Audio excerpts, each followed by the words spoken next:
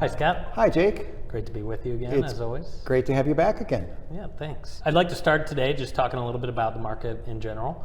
And I think one place we'll start is what some of the news has been saying recently about cutting GDP forecasts, economy slowing down maybe a little bit earlier than some of them originally predicted, and get your thoughts on some of the driving factors behind that. Sure, and I've seen the same thing in a lot of the stories that I read, and a lot of it seems to be the things that we've talked about for a long time. The Omicron hangover and the pandemic continuing to linger, supply chain issues, inflation, interest rates. The same things are still out there. It's just how each of them impact what's going on, not only in our world, but other markets as well. So Scott, you mentioned inflation, and also in the news is the fact that the Fed's planning on raising interest rates in March in reaction to that inflation. And I'm wondering if you can talk a little bit about the balance between inflation and interest rate and what we're seeing go on.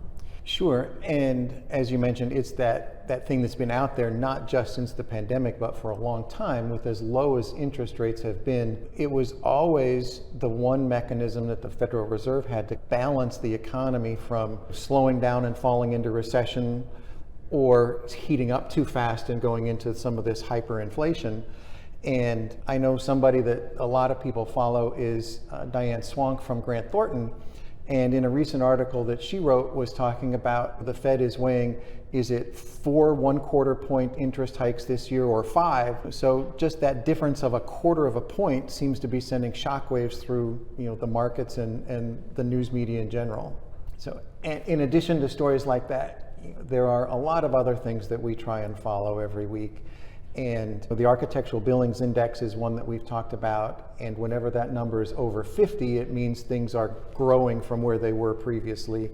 And for both here in the Midwest and around the country, that was an indicator that was still positive at the end of the year. So we do see things growing, maybe like you said, just slower than what was originally thought. Employment continues to creep back up. We're not back in the construction industry to pre-pandemic employment levels, but the last 3 or 4 months there have been slow and steady gains, and that seems to be continuing. One of the big surveys that the AGC does of all its members, their forecasted hiring rates, and more than 3/4 of the contractors that responded expected to add payroll in 2022. Things do look bright in the big picture, maybe just a little slower than some of the fast-paced growth that we had seen predicted before.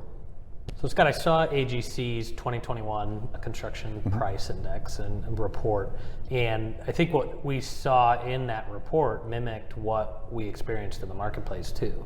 Sectors like education, retail, lodging were a little bit slower for sure, and industrial and distribution, healthcare, those picked up quite a bit. I guess my question to you is, with all the pricing fluctuations we saw with different materials, were those different sectors also affected differently? Yeah, the short answer is yes, they were. And because in the last 10 years we have focused so much more on our own diversification, we're in all of those markets that you mentioned, plus more too. And those that experienced, the slower growth really also saw lower cost impacts. And those markets with the continuing rapid growth and more new work coming online all the time, those are some of the markets that we saw the biggest increases as well. So was industrial affected more? We've got to carry higher escalation on that type of product versus retail build out or an apartment? Absolutely. Take roofing, for example, and take that warehouse or distribution building that may be 300,000, 400,000, 500,000 square feet. The roof covers that entire building. Versus, you mentioned an apartment building, maybe we've got that 300,000 square foot apartment building, but the roof is only at the top, and if the cost of roofing doubled, for example, it really doesn't impact the cost of the overall apartment building very much, whereas that roof doubling impacts that distribution center significantly. As we had talked before, specific to the different markets, we've thought about what was the best way to do that in this video series. And today, as soon as you and I are finished, we are going to join Brandon Moore from our Ohio office to start talking about the industrial and warehouse distribution market specifically. And so again, I want to thank you for being with me today and leading this, and it's been great. Yeah, thanks. Always appreciate it.